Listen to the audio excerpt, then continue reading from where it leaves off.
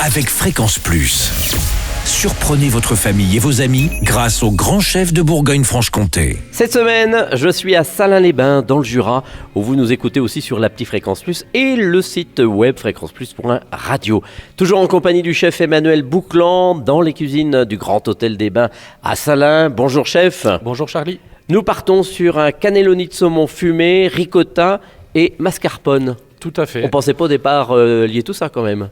Si, ça marche très bien. Après, Bon, alors, il nous faut...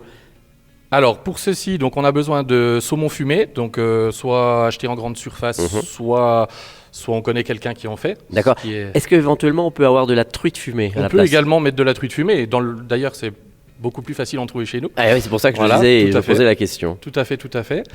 Donc, avec ceci, on a besoin de ricotta, de mascarpone, de pignon de pain et d'aneth.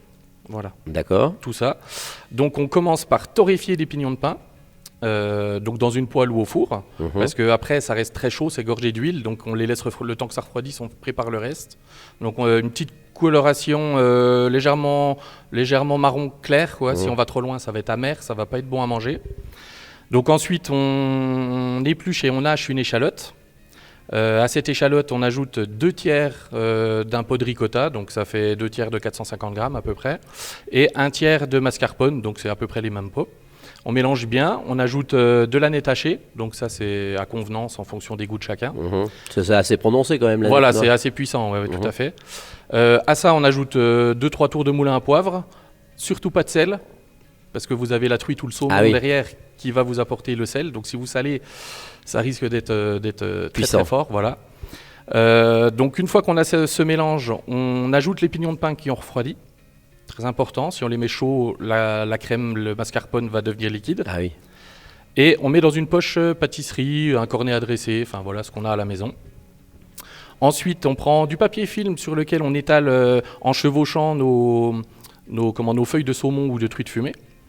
On vient avec notre poche déposer un rouleau sur le bord de notre saumon et ensuite on roule. Donc comme un maquis, voilà, on roule de façon à avoir le saumon qui soit bien à l'extérieur de notre appareil et bien serré avec le papier film. Et puis voilà, après on met au frigo.